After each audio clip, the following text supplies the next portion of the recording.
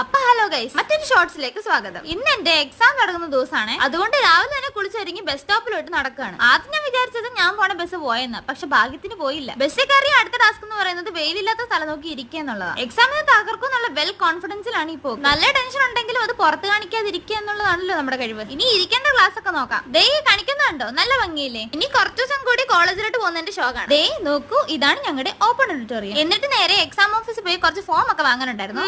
Class റെപ്പിന്റെ ബുദ്ധിമുട്ടേ. ഇനിയാണ് നമ്മുടെ revision time പോയതേ അറിഞ്ഞില്ല. ഇനി 10 മിനിറ്റോടെ ഉള്ളൂ ഹോളിൽ കയറാനായിട്ട്. അതുകൊണ്ട് പെട്ടെന്ന് കഴിച്ച് പിന്നെ ക്ലാസ് കണ്ടുപിടിക്കലായി അടുത്ത ടാസ്ക്. പരീക്ഷ കഴിഞ്ഞ് ഇറങ്ങിയപ്പോ തന്നെ ഒരു ലോഡ് വെള്ളം കുടിച്ചു. ഇപ്പൊ തന്നെ മനസ്സിലായല്ലോ പരീക്ഷ എളുപ്പമായിരുന്നു ഇല്ലയെന്ന്. ഒരുമയുണ്ടെങ്കിൽ ഉലക്കപ്പുറത്തും ഇരിക്കാൻ കേട്ടിട്ടില്ലേ, അതാണിത്. കുറച്ചു നേരം അവളമാരൊക്കെ ട്രോളും എടുത്തപ്പോ പുറത്തെ കാഴ്ചകളൊക്കെ കണ്ടിരിക്കാൻ ഓർത്തു. അങ്ങനെ കാഴ്ചകളൊക്കെ കണ്ടിരുന്നപ്പോഴേക്കും വൈക്കുമെത്തി.